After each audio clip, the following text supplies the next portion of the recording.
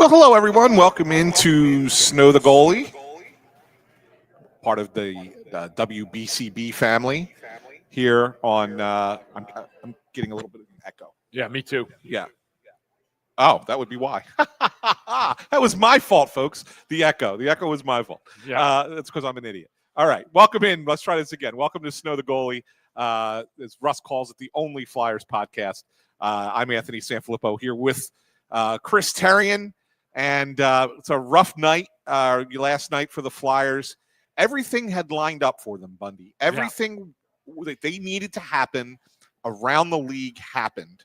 Yeah. And, if they would have just won that game last night, they would be in a pretty good spot. They would still be 3 points out of a playoff spot, but they'd have games in hand. They'd have matchups against teams that they're chasing. It would be a much different feeling, I think, today for Flyers fans than it ends up being when they lose that game and lose it in regulation to the Columbus Blue Yeah, it left a pretty bad taste in everybody's mouth, especially considering, I thought the Flyers had a great first period, and usually that compounds into the next period and the next period into the game, but for some reason, they just didn't come out the second period at the start of that, and it gave Columbus that opportunity to take the 2-1 lead, and Flyers never tied the game or had a lead again the rest of the night. So, yeah, it was a very frustrating night, and you're right. All the teams that you needed to lose last night lost. You got some favors that you need. You need some favors when you're coming down a stretch and you're in a playoff hunt, and that happened for the Flyers, and they were not able to reciprocate with even a point at home after a really good West Coast trip out in California. Yes, and just to remind everyone, I don't usually do this. This is usually Russ's thing, right? He's got it all memorized. I'm usually the second guy. But Russ usually does all this stuff. We are live from Chickie's and Pete's at Parx Casino. If you're out this way, stop in and say hello.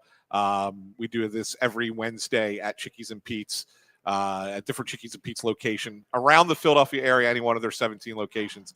So be sure to come in and see us. Even if you can't come ttonight, check us out next week. We'll be in Marlton next week. Yeah. In Bundy's backyard. My stomping grounds. Marlton, New Jersey. So be sure to come out and say hello. Yeah, it was interesting to listen to the comments after the game, Bundy, because, Tocchet, first I want to talk about what Tocchet said. And I thought he was a little bit more critical of the team at a time when they were playing well than I was a little bit surprised. He came out and said, we should have been up 3-0 in the first period, at least. Yeah. And he's not wrong. They should have been up more than 1-0. Right. Yeah. Jack Reeves also played pretty damn well in net for Columbus, so you got to give the goalie his props. But that's the difference, I think, with this team between being what everybody wants them to be and where they're at, is that they don't take advantage of the opportunities that they create for themselves, which they did. That first period yesterday, they had a lot of offensive chances. Yep. And they just didn't fit. Other than the Couturier goal, they just did not finish. And I think that's the difference. He's pointing it out and saying, look, yeah, we gave up 2 goals in a minute and a half to start of the second period. That stinks. But on the whole, when you look at the rest of the game, it was either the Flyers were advantage or even otherwise. And that was the opportunities that they didn't finish on in the first period would end up costing them the game. It did ultimately. And he's right. If Kate scores on that breakaway, if Owen Tippett scores on the breakaway, they've got a comfortable lead. Even if it's 2-0, that's a huge, bigger difference being up 1-0 entering the second period. But I just hated the process at the beginning of the second period. Yeah. The first goal that Matthew Olivier shot short side is probably a goal that Vladar would want back. But nonetheless, it happens. It was still a pretty decent shot. But the one after that, the Werenski goal, where they just played tic-tac-toe and he came in and just snapped it, that goal is maddening for everybody involved, because the Flyers did not give up those kind of chances in the first period. Yeah, and I went back and they were after. In the second period, they managed to allow that stuff to happen. Yeah, I went back and watched that second goal because I had a misread on it last night, and when I went and watched it the second time, I thought Werenski comes off the wall, but he doesn't. He's actually out in the neutral zone. Yep. Right, and it looks like Barkey's covering the man. And Owen Tippett, who was in the neutral zone, goes to the same man as Barkey. Yeah. Now I don't know. Did Barkey go to the wrong guy? Should Tippett have stayed with Werenski? I'm not sure whose mistake that is, But that's Werenski takes advantage of that, goes right into the middle Yeah. where it's wide open, and that's how he gets that open shot. Yeah, I only saw the replay once, but I think what has to happen is that the whole middle of the ice was wide open. Yeah. So one of those wingers has to clog that up. Right. Be aware of where that defenseman's coming from, and then be that guy to present yourself to him so he can't get that freewheeling shot off. Right. So one of those two guys, likely one of those two. One or two guys, that made a mistake, or there was a missed coverage in the D zone. Right. Somewhere. Yeah. They both went to the same guy. So yeah. and that's unfortunate. But and I see a lot of people asking, "Where's Russ?" Russ is away for work. He will be back tomorrow night. We did not suspend Russ. We did not kick him out as much as we'd like to. He is just not with us tonight. He's up in New York, and he will be back tomorrow. So I mean, and then the other thing I wanted to talk about was what Travis Konechny said after the game. And I know some people are a little bit frustrated by it, but I'll tell you that there's a little bit more to it. And I want to give Charlie O'Connor credit because he's the one who actually kind of pointed it out. So first thing was, Konechny comes out and says, well, it's not like we were going to win every game, right? And he's right. They weren't going to win 17 in a row, right? Like it was not going to happen. No, not happening. Right? So he's not wrong, but I think that some people took it the wrong way, as in almost like, well, he doesn't care enough. Right. When you say that, right? And with the part that Charlie kind of added a little bit of color to is that Konechny sat in full gear at his locker for a while before he actually got up and spoke to the media. So in essence, he was wearing that loss in that locker room. Yeah. Just not with his public comments. Right. I mean, and you've seen that many times, right? Yeah.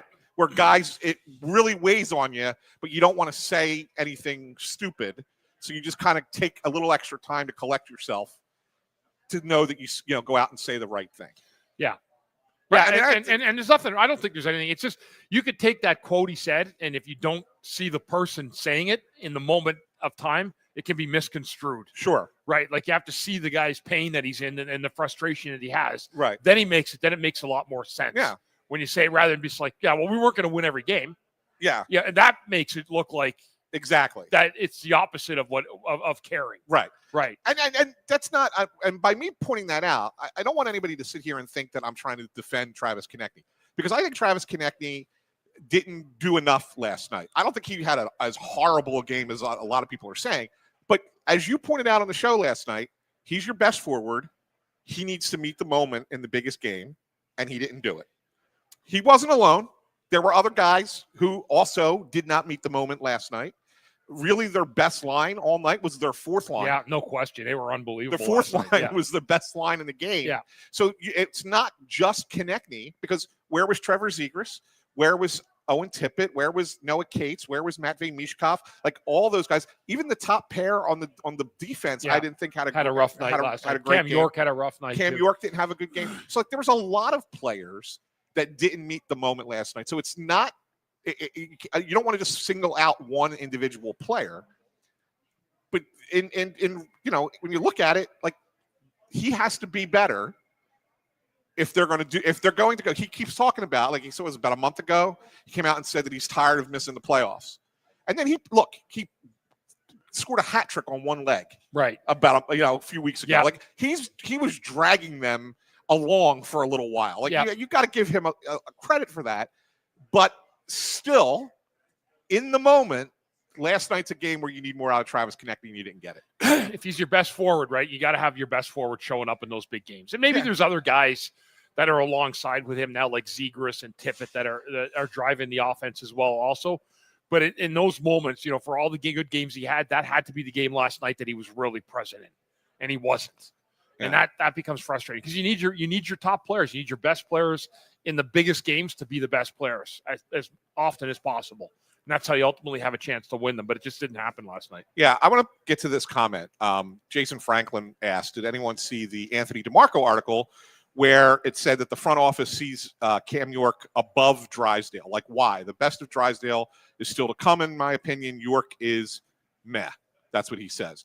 I don't necessarily think that they view Cam York as above Drysdale. I think that they view Cam York as a more complete defensive player than Jamie Drysdale. Would you say that that's fair? Right now, yes. Yeah, right now, yes. Yeah. They're going to sign Jamie Drysdale, and they're probably going to sign him to a contract similar to what Cam York got. Mm-hmm. If not for even, I wouldn't be surprised. I'm not saying that this is definite, but I would not be surprised if it's even a little bit longer. I know York got a 5-year deal. I wouldn't be surprised if Drysdale got like a 6. Okay. It wouldn't surprise me. I think that they believe a lot in Jamie Drysdale, and I do think the best is yet to come with him.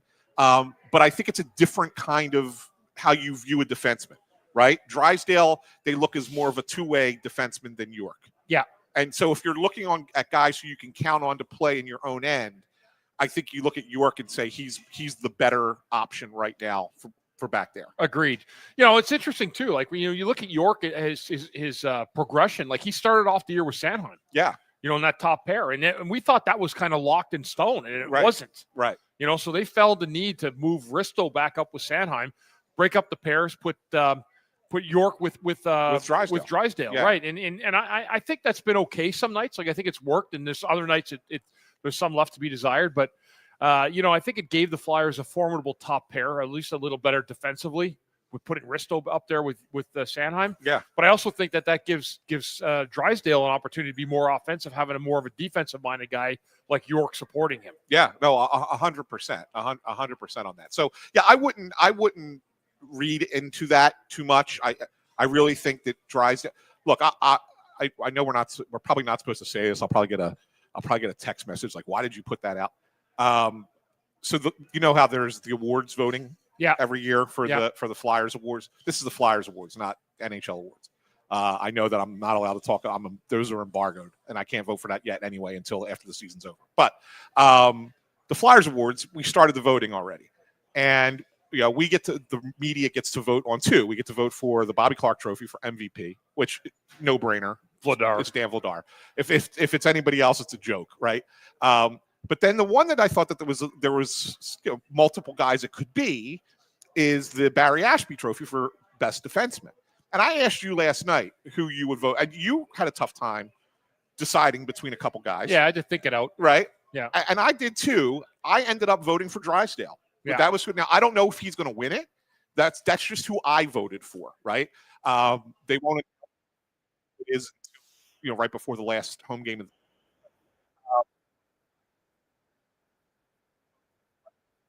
and that's not to take anything away from Sanheim, who was the other guy that I debated, right? Yeah. I mean, he's had a good year. I just think that there was so much more out of Jamie Drysdale. Like Sanheim was Sanheim. He was just the guy I kind of expected this year, whereas Jamie Drysdale opened eyes in my mind. Right. Yeah, no, I mean, and he's done a good job. And it's also because of the progression he's made from what he was when he got here to where he is today. Yes. So he's had some good coaching. Guys have really worked with him. He's been better defensively, better making decisions coming out of his own zone, which was a problem at one time when he got here. He was very indecisive in his decision-making process. And I think the last year, especially this year, he's really come into his own, and feeling more confident as an NHL player, hanging on to the puck a little bit more, taking good shots on net, making good plays in the offensive zone. But I think it's his prowess defensively and the way that he's come around defensively. It's really made him a strong asset for this team. Yeah. Another thing I wanted to kind of get to today off of last night is there was we were questioning pregame, and it turns out we found out some information today. But we were questioning pregame. We knew all, the 3 guys that came back in, Couturier, Glendening, and Barkey came back in last night. And then so that took out Garrett Wilson. That took out Emil Andre. Yeah. And that took out Nikita Grabenkin. And the one that we thought last night on the pregame show, we were talking about it, like there was some confusion. Like, why would you take Grabenkin out of the lineup? Right? Now we found out he's hurt. Turns out he's hurt. Yeah. And he's getting some tests done. Yeah. They're not sure he's going to be available tomorrow either. Yeah. So at least that makes some more sense. Yeah. Because I was questioning taking him out of the lineup. Right? I mean, you kind of look at him as a guy now, right? Yeah, he's one of the boys on the team, like one of the 12 skaters every night. Yeah, I was surprised they didn't see him in there, and we thought it was just a healthy scratch because he was out. Right. Yeah. So at least we have that one makes sense.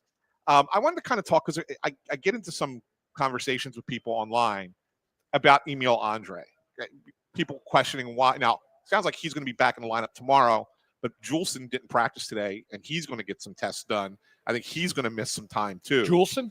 Okay. So Andre is going to have to come in and play regardless at this point. Yep. But I wanted to kind of get your thoughts on Emil Andre because, they haven't played him a lot here in the second half of the season. He's been in and out of the lineup. Recently, when he was in, he was only in to play as a forward. He was not playing as a defenseman, even though they were dressing 7. They had all those injuries on that West Coast trip. It's not like they were rotating 7 defensemen. He was actually playing as a forward. He actually took a draw. I think Andre did. Yeah. Emil Andre took a draw. Yeah. So, I just wanted to kind of get your as a defenseman, your view of his season, and then I'll give you my thoughts on it as well. Just initially, if you ask me for a quick answer, I think it's been unbalanced. Yeah. I think there's been some really good moments, and I think there's been some really disappointing moments or moments that he needs to improve upon.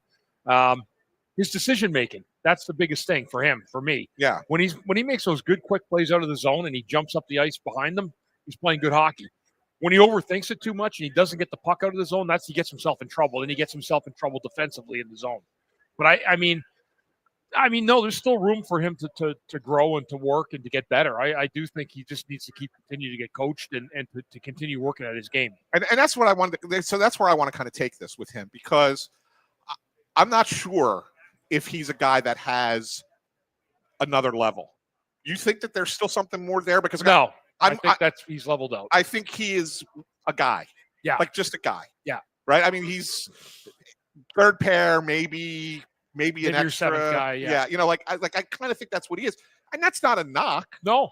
I mean, he's a second round pick, right? Yep. Like that's not a bad thing to get out of a second round pick, but I don't think he's more than that. And I believe because he's a young player, because he's was a higher draft pick, second round, that I think that there's a belief out there in the fan base that he should be given more of an opportunity, more of a role. And I don't think he would excel in it. I just don't. Yeah, I agree. I tend to agree with you. I think that he is what he is. Yeah. What you see out there. I do think that he can still improve his decision making better, which will go a long way. You know, into him being a regular in the NHL. Right. The difference between being the 7th guy and being in a the third lineup. pair guy. Yes. Yeah. So no, and I think there's room for him to continue to get better. I think more reps, playing in these games, making those hard decisions when you're on the ice. What is the right play to make with the puck? If you look at Andre this year, a lot of the plays he gets in trouble on is making a poor outlet passes that come back and transition to the back of the net. That's where he gets in trouble. Yeah. And that's what he's got to get better at. And he also gets beat up a little bit. He does. Because of his size. He does. He's not a real big guy either. Yeah. He gets his body in the way of a lot of rough stuff. Yes, and that's an issue too. And a lot of times when that, if that's happening along the wall, now all of a sudden you're getting taken out of the play. What does that do for your partner? Like your partner now he's got to back you up. He's got to cover two jobs. Yeah. Right. And that's never a good thing. So that's kind of where that is. So I mean, that's where they are coming off of the game last night. We'll take a look at the standings momentarily and kind of look at what's ahead.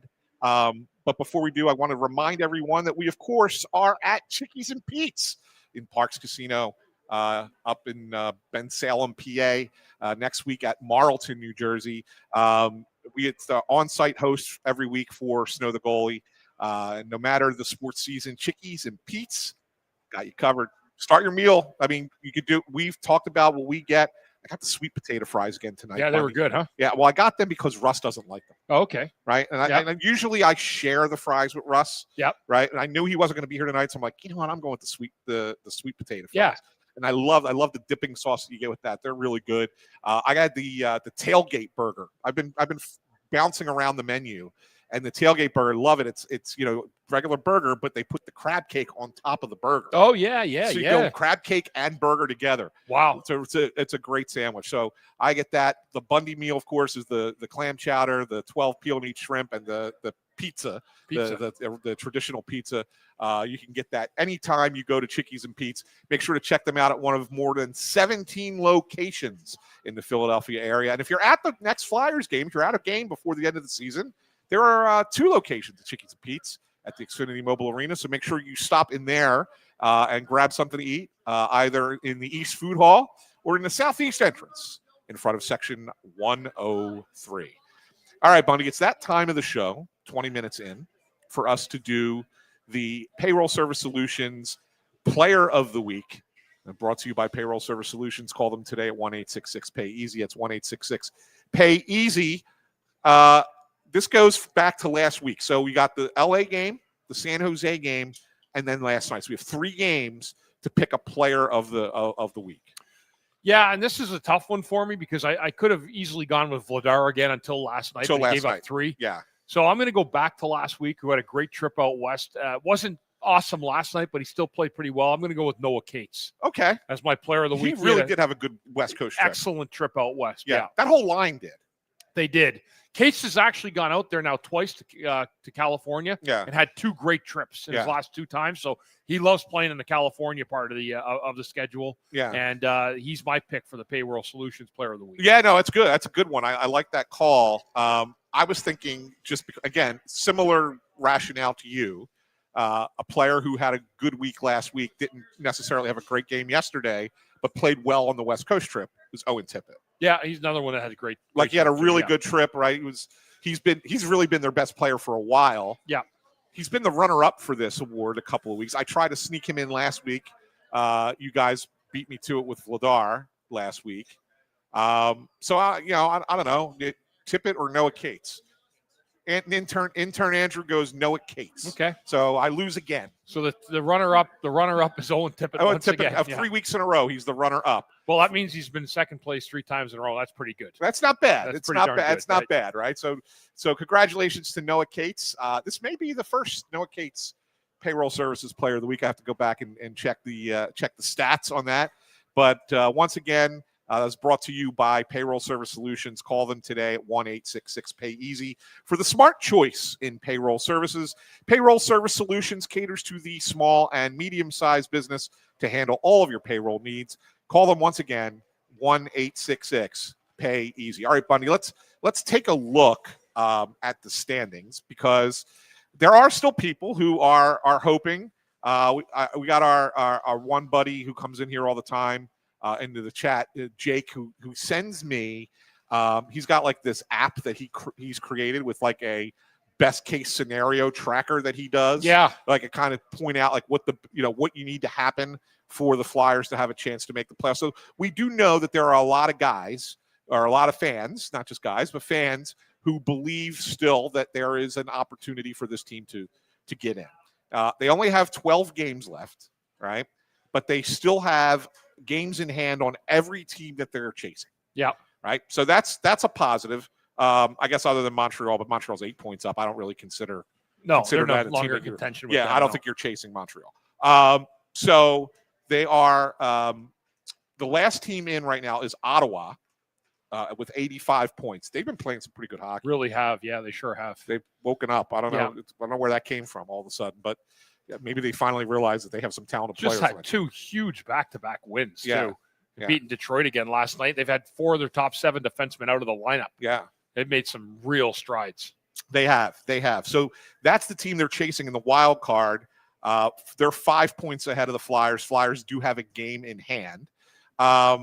Beyond that, you have the Penguins, who are in 3rd place in the Metropolitan Division. 86 points. They have 86 points. Flyers have a game in hand on them. And we've already talked about how tough the Penguins schedule is, but it's getting toward the end of that tough stretch. Yeah. Once you get through March, the Penguins schedule eases up a little bit. Here's an interesting one about Pittsburgh when you look at their team. Yeah.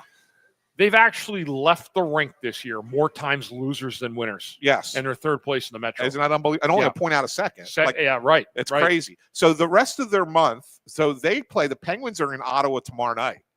That's an interesting one. That's a big one. So who do you root for in that one?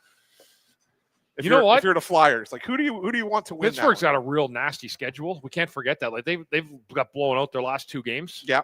And I know they were getting away with some stuff like that. They got a point down in Carolina, I think, the big game a few games ago. Yep. But yeah, who do I want to win that? I would rather have Ottawa win that. So would I. Yeah. I would. But this goes against the intern Andrew theory which is you want the team with the lowest point total to lose. Right. Right. I mean, normally that's the case. But when you look at what the Penguins have coming up. Yeah, I know there's an open opportunity in the Metro. Like, I know there's 6 points back of Pittsburgh right now. Yeah. The only problem is you get the Islanders. The Islanders are the only team ahead of you in that. Well, we're gonna get to that in a minute. Like, I'm gonna get to that in just a second, right? So here's what Penguins got coming up. They play Ottawa tomorrow, then they're back home to play Dallas on Saturday, which is an advantage for the Flyers because they get Dallas on Sunday, which is a back-to-back for the Stars. Also back-to-back for the Flyers, but nevertheless, it's back-to-back for Dallas.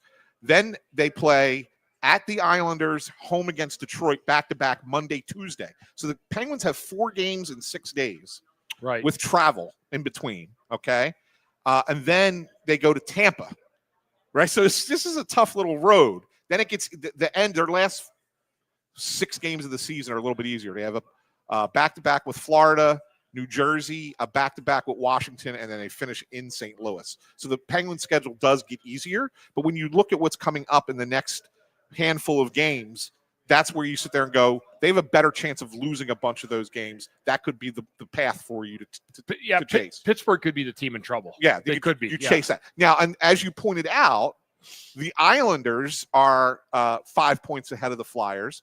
Flyers have 2 games in hand on the Islanders. Yep.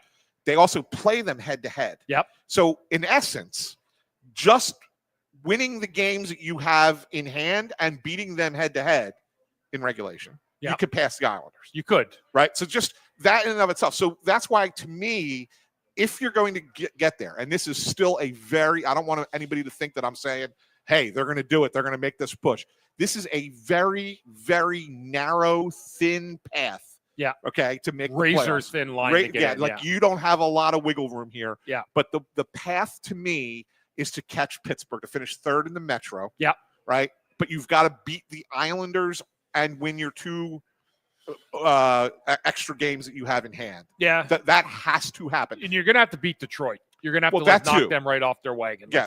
They have 3 games left against Detroit. I know. Who's a flailing team right now. Mm-hmm. Right. Flailing team. So I think that, I don't know how many more games the Flyers can lose out of 12. Probably 3 and still have a shot. Maybe. Yeah. Right? Like if you win 9 out of the 12, if you get 18 points out of the 24, you have a shot. Yeah. Because that gets you to 98. And I think that that's probably what you're going to need to get in. I think that that's probably where it's at. So anyway, it's just kind of, it's a tough path, Bundy. It really is. It is. And the problem is that you could go roll for 2 games and even get to like within 3 points. Yeah. The problem is you could lose 1 game and then next night everybody wins and you're back down to 5 points again. Yeah. That's where it's so hard when you're trying to schedule watch. That's why I always, if I'm a player, I'm looking at a certain number of the points that I think I need to get in. Right. Rather than looking at who's in front of me, who's falling in and out of the wild card, who's going in here, there, and everywhere. Right. I'm just looking at trying to get 97 points. Yeah. Yeah. I think I might even be 98. It might be 97 is possible. I think you might need 98. Isn't that crazy to think? Yeah. Do you think back to your day? Like if you had a 98-point season, it was a great season. Oh, unbelievable. Like you're like, oh, that was an awesome season. Yeah. Now all of a sudden it's like barely getting into the playoffs. I know. It's crazy, isn't it? It's unbelievable. One thing I wanted to bring up with you, and we talked about this last night on pregame. Kevin Kurz did an article. Basically what he did before he wrote the article for The Athletic is he put a poll out through The Athletic's website asking fans a series of questions.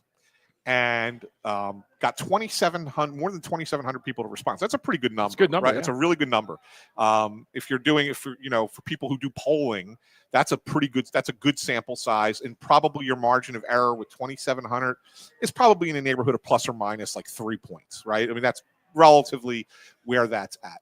And I wanted to kind of get your thoughts on a couple of the topics. Now, I know, like I said, we talked about this last night on the Press Row Show. So for those of you who are with us who were here for that, that's fine. But just know that Bundy was not part of it. So you're going to get some fresh responses tonight. But I wanted to kind of get I just hit the wrong thing. I'm trying to get to the page and talk at the same time. Walking and chewing. Like walking and chewing gum. Yeah, walking and chewing gum. I'm struggling. All right. So the first question was, Do you think the Flyers rebuild is on the right track or the wrong track? What do you think won? What do you think the fans What thought? do I think the fans said? I Yeah. think it's going to be 60-40 that it's on the wrong track. It's the other way around. Is that right? It's on the right track. Yes. Good. I'm glad to hear that. Right. Yeah. So what is that? So what does that tell you? What does that tell you? Does that tells you that there's a whole lot of loud voices on Twitter that really make a lot of stink over nothing? Yeah. Yeah. Yes, I agree. It was, to be fair, it was 59-41 if we want to be specific. It wasn't actually 60-40. It was 59-41. But still, I thought that was pretty good. That was a pretty interesting thing. Now, to be fair, 41% is not a number to sneeze at and just dismiss, right? That tells you that there is a decent segment of, it may not be the majority, but there is a decent segment of the fan base who doesn't believe in what they're doing. Right. And so the Flyers have to do some work to change that. Yeah. Right? Yeah, and the only way you can do that though is players. It's what the product you see on the ice and how it repeats itself nightly, right? Yeah. And that's where I think there's some disbelief amongst the fans. Yeah. You know, why aren't they drafting high enough? Why didn't they tear it down to the studs to be able to draft 1, 2, or 3 in the draft? You hear a lot of that all the time on Twitter or social media, fans asking you that, you know, in general. But, you know, I mean, I think it's interesting. 59-41, I think is an interesting number that I was totally flipped around the other way. I was a little surprised as well. Yeah. And first of all, for anybody who thinks that this was doctored by Kevin, it's not, because the poll was not run by Kevin. The poll was run by the New York Times. Okay. So just so you guys know, because I see a lot of people commenting about this, right? How confident are you in Danny Briere as general manager, with 5 being the most confident and 1 being the least confident? I'm going to say people said 4. Yeah, they did. 37.8%, 38%. Yeah. Said 4. Yeah. So now when you do these polling analyses, what they do is they say you look at 4 and 5 and you look at 1 and 2. Right. Right. Because that's you put them together, because it just shows the 4s, they're confident, maybe not super confident, but they're confident. And the 2s, they're not completely opposed, but they're not feeling good about it. Right. So 4 and 5 combined was 45%. 1 and 2 combined was 21%. The rest were 3. Okay. So it's kind of the majority still think he's doing a good job. Yep. But the middle ground is right there.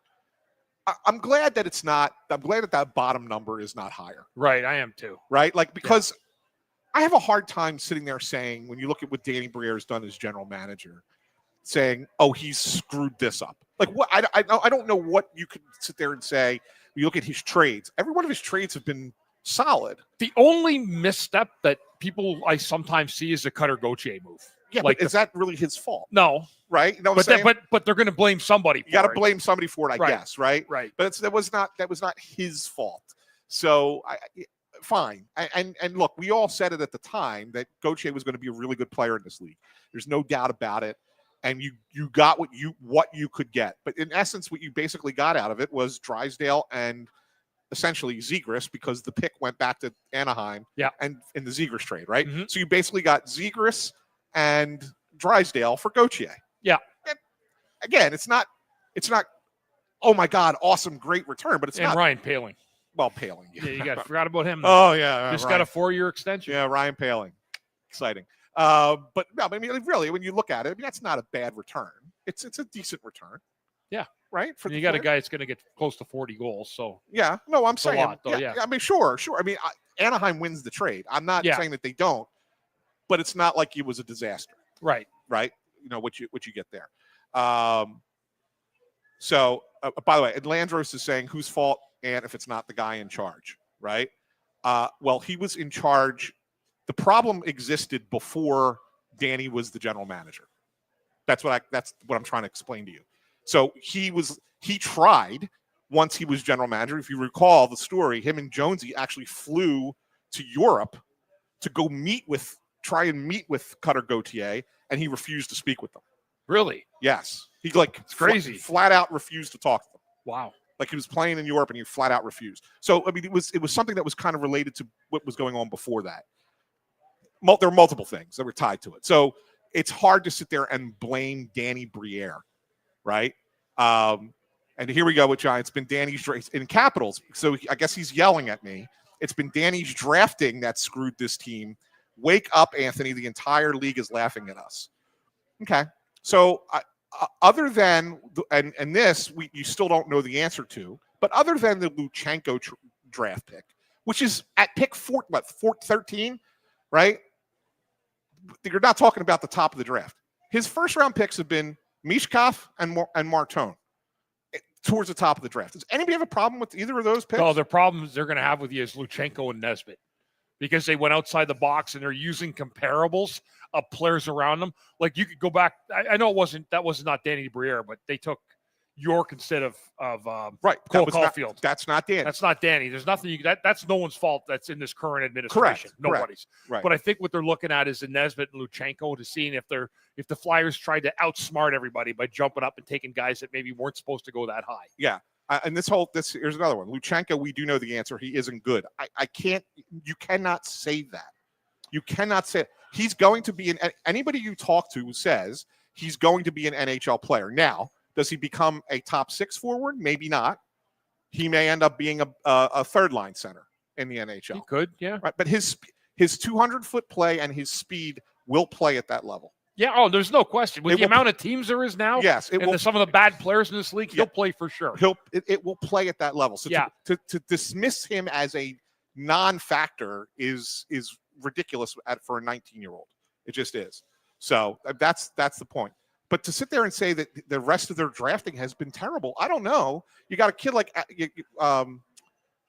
what's his name's in the lineup now? Or he wasn't. Bump wasn't their pick. He was the year before, right? Was he the year before? Look, he was a 5th round. He pick. was 5th, but I'm saying who drafted Bump. Was he Fletcher or was he Briere? I forget what year Bump was picked. But I mean, you got a couple other guys that are coming. Like, Oliver Bonk's going to probably be up here pretty soon, right? Yeah, that's going to be an interesting one for me. So he was Fletcher. Okay, Bump was Fletcher. 2022. Yeah, he was Fletcher. Yeah. Yeah, I mean, what were we just saying?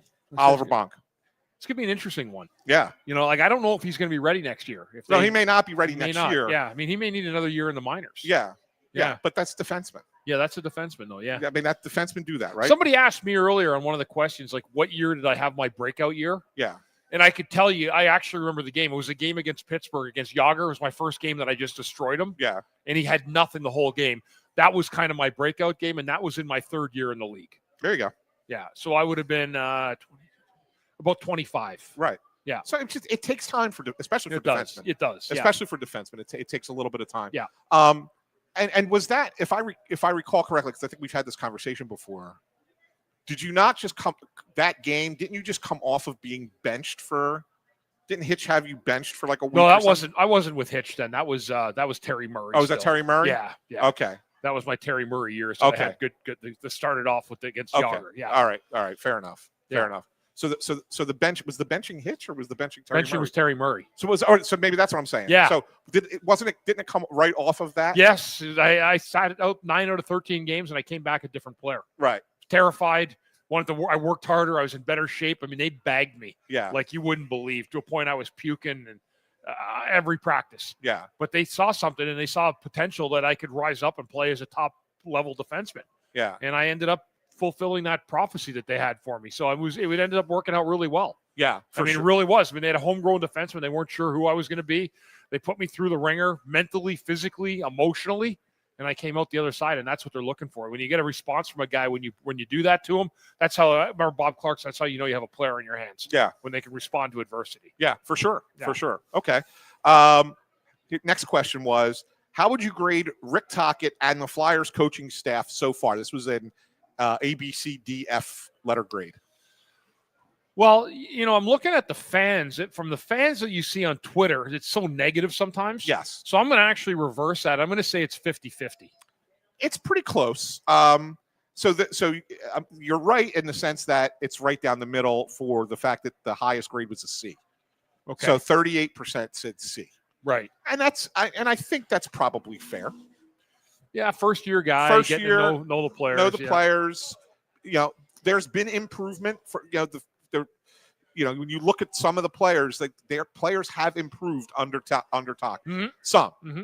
maybe not the guys that the fans necessarily wanted to have a better season, but there are some guys who've played better. The second highest grade, this is the one that I found most interesting. The second highest grade was a B.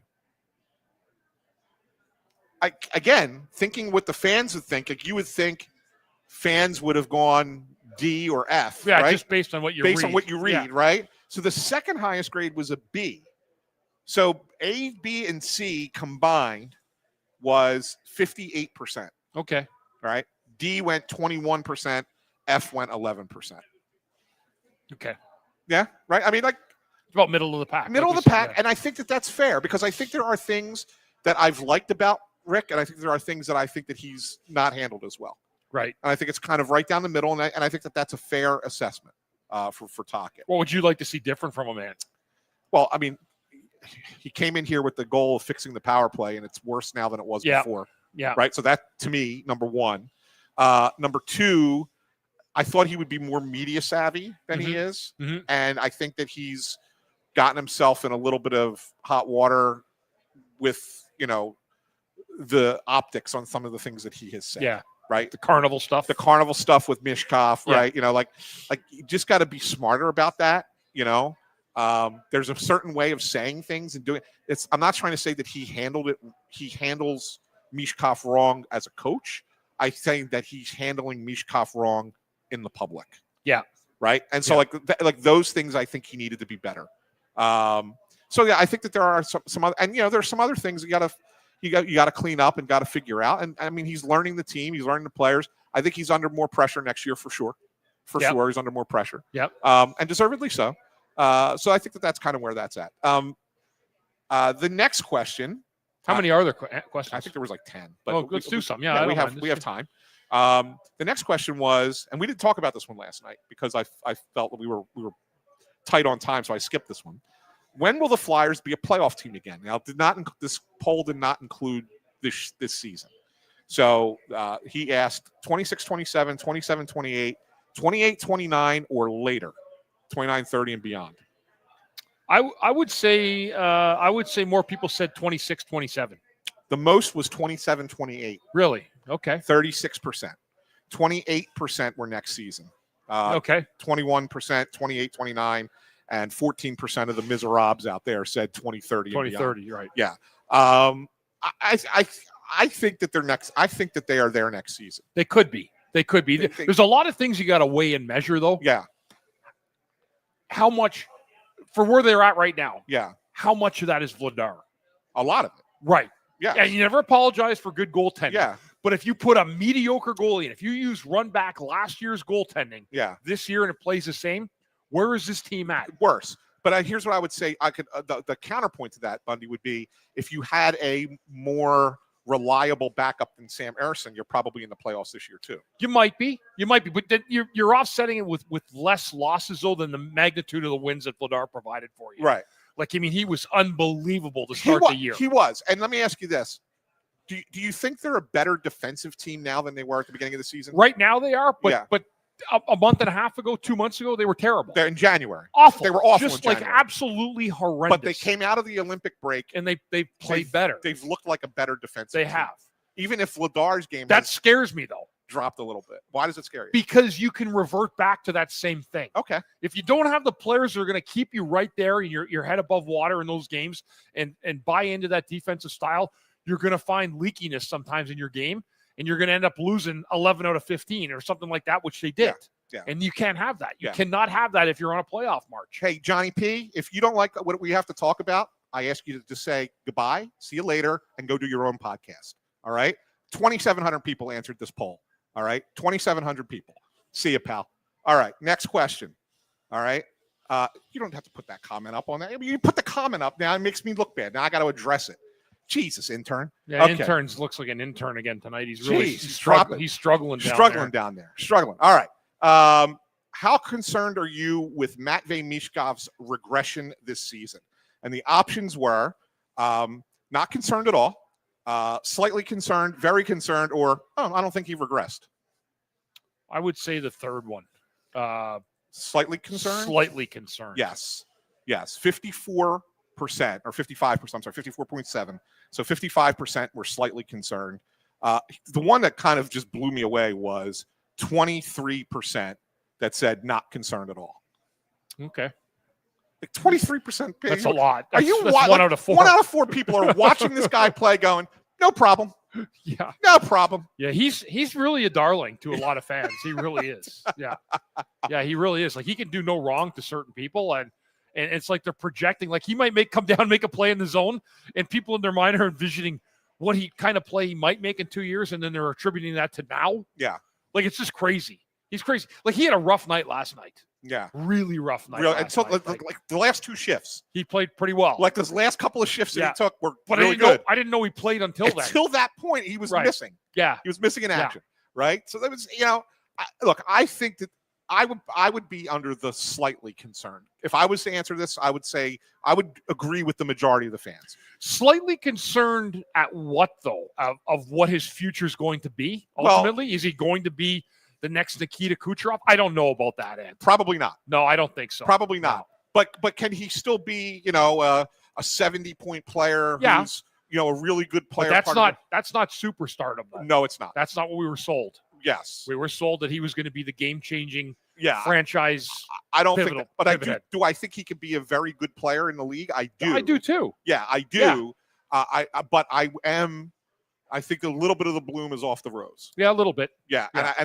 The start of next season is going to be the tell-all for me. Mm-hmm. Because if he comes in next season, I don't care if shape, not in shape, whatever. If he comes in next season and doesn't look better, right, then it's a big uh-oh. It's a big problem. Yeah. It's a big uh-oh at that point. And then you might see me joining the people who say that they made a mistake they make mistakes in the draft, because that would have been a mistake at that point if he's not more than what he's been this year. Yeah, he has to be, because we were told that, the excitement from the organization is transcended to the fans, to the media, people that are covering the team. Yeah. And he's supposed to be that guy. Yeah. He's supposed to be the guy that's supposed to change the face of the franchise for years to come. So that's where I wonder that's why I asked you, what is the pull of him becoming what? Well, so I think Kevin left it kind of open-ended with the way he asked the question.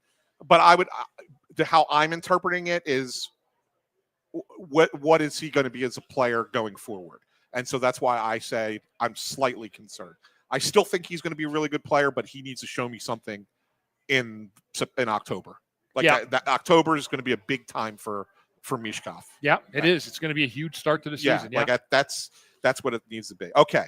Should the Flyers sign Dan Vladar to a long-term contract extension this offseason? I say yes, absolutely. So now he left this open. And so the answer was 64% said yes. Yes. Okay. And I'm in agreement with you. But then the question that came up last night was, well, what's long-term? I'm going 6 years. Would you go that long? I would, yeah. Wow. Yeah, I'd go 6 times whatever, was the normal number for I was saying 4. 4 years. I'd go 6, yeah. You go 6. How old is he? 29. Oh, that might be too much. So I was thinking he's 27 right now, just off the top of my head. Yeah, maybe I go 5 years. Okay. Yeah, 5 years. Yeah. And I'm okay with that too, because I'm looking at it saying you do have some kids that you like in the system. Bjarnason, his first year in the AHL. You got the kids of Reagan over in Russia, right? Who might come over in a couple years. So you got some guys there, but it's still going to take time for them to develop. So I'm good with Vladar kind of being your number one guy for the next few seasons. And then if one of those guys hits and they're ready to be the number one guy, there's nothing wrong with having Vladar as a veteran backup at that point. Right? Yeah, but I don't think he's not going to sign for that. He's signing here to be the starter. No, I know he is, but what I'm saying is, but by the end of the contract, maybe he is, or maybe he's still is still on a good run, right? Maybe we don't know. We don't know. But I think that if you're planning out, you got to say we'll get 3 good years out of this guy as a starter. Yep. And then we'll see where we're at. And maybe one of these other kids develops, and then they could be a starter, and then he's a good backup. If not, maybe he's still going well, and maybe he's still the starter. Whatever the case might be. So I'm in agreement that I would give him a contract. I would. Although you got to be careful. You don't want to pay too much for a goalie. We've seen some of that happen. I know you want to finish that poll. I want to finish it with you. But here's a question. Do you think there's a chance that Danny goes to any of his players with no movement clauses and asks them to waive them in the summer? Like who? Like a Konechny, like a Sanheim, like an Owen Tippett.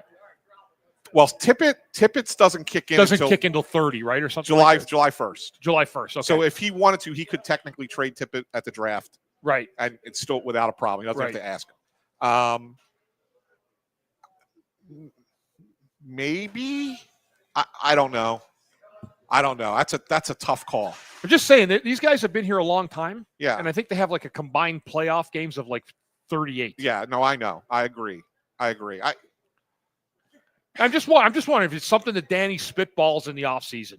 I'll tell you. Does he say, listen, we have to make drastic changes, and we can't do it unless we go to the top of our order? I think that the bigger spitball for Danny, or bigger risk take, like could really take a risk thing that he could do, is go after a restricted free agent. Yeah. I mean, you're going to have to give up some draft picks to do it. Yeah, you're going to give a 4 first-round draft and picks. You're going to have to spend some money. But that's the one thing I was going to try and save that for. That's the last question of the poll. But there is the best thing about having a corporate owner is that the money is there. Right. I mean, that's the one positive about it is the money is there.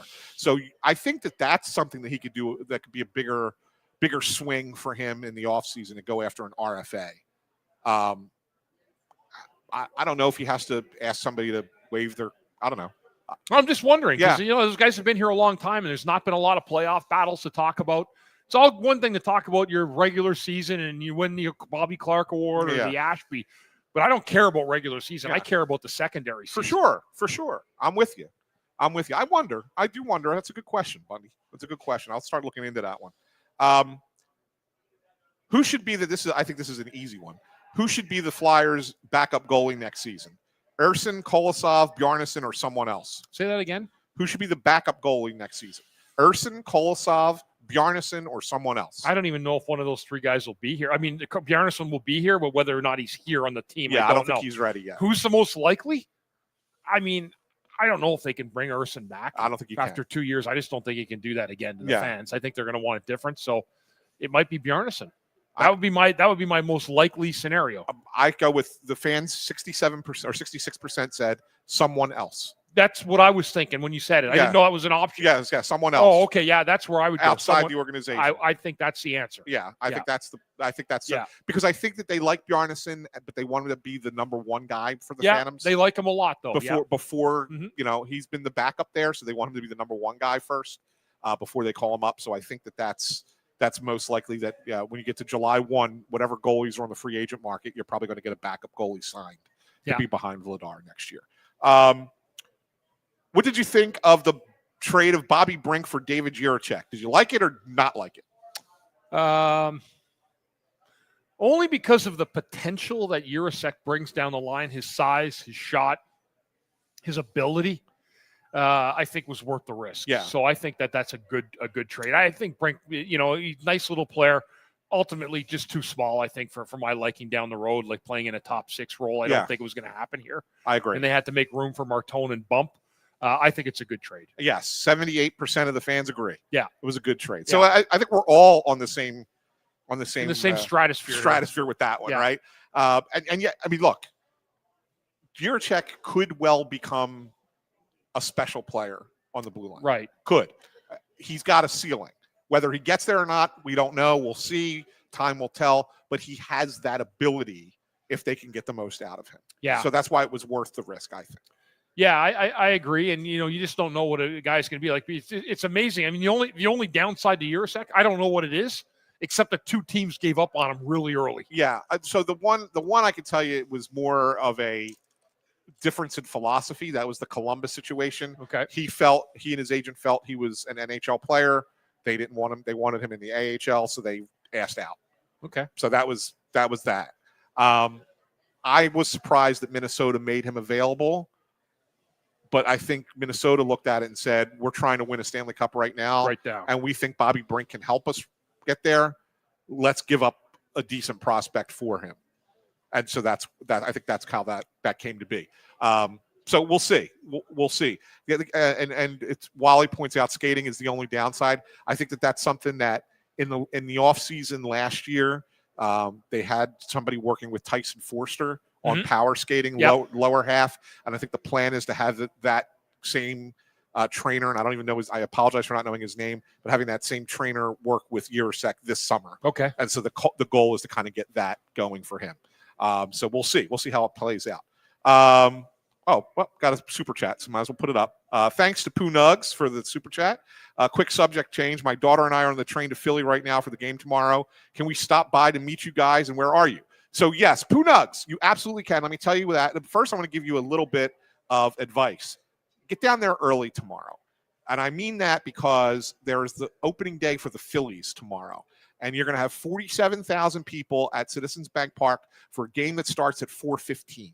If the baseball game runs 2.5 hours, you're going to have 47,000 people trying to get out of parking lots while 20,000 people are trying to get into the parking lot for the Flyers. Mm-hmm. It's going to be an absolute mess down there. So do yourself a favor, get to the arena early. Even if you can't, there's nothing to do. Just kind of hang out. But just get yourself there. Otherwise, you'll miss the game. Secondly, if you want to find us, we broadcast from the balcony. And you get there. There's an elevator behind.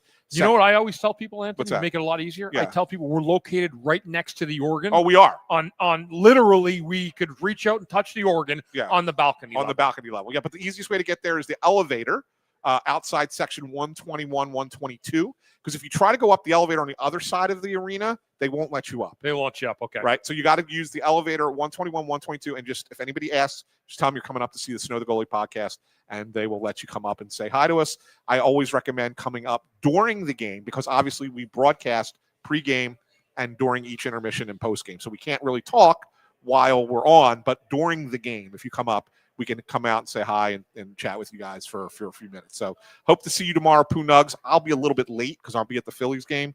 I'll probably get there by sometime during the first period, but definitely stop up. All right, we have 2 minutes left. So, Bunny, I can't get to all the questions here. Got one more? I'll give you one more. Let's do. Let's do. This is an interesting one. Who should be the Flyers captain next season? Couturier, Konechny, Sanheim, someone else? No, somebody else. Really? Yeah. Really? That's no. As long as Coots is here, yeah, I think that they should leave him with the C. Fair. But I don't think you take it from him and put it on Sanheim or PK. Agree. Yeah, that's what I meant. I'm in agreement with that. But let's imagine you move on from Sean Couturier. Yeah. Let's say you buy him out or somebody's willing to take that, whatever the rationale is. And Sean Couturier is not here next year. Are you giving it to Konechny, Sanheim, or are you giving it to somebody else? I don't think you're giving it to anybody that's here. I don't. That's an interesting point. I don't think you're giving it to anybody that's here. I think you go back to the 2 or 3 A's again. Yeah. Yeah. I don't think that guy's here. So. All right. Fair. Yeah. The answer was the fans said 50% said Travis Konechny. Okay. 50% said Konechny would be the guy. Well, that'll do it for us here from Chickies and Pete's out at Parx Casino in Bensalem. We always thank them for their graciousness to have us out here. This was our last one here for the regular season. If they make the playoffs, who knows? There's a possibility. We could potentially be back next week. We are at Chickies and Pete's of Marlton, New Jersey. Come on out and see us next Wednesday night, 6 p.m. Tomorrow at the arena for the Press Row Show. Me, Bundy, and unfortunately, Russ will be back. And intern Andrew will be there as well. So we will see you there tomorrow night for pregame 6:30. Thanks to everyone. Thanks to intern Andrew. Thanks to Chris Ermer, our engineer. We will see you again soon, everyone. Have a great night. Thanks again.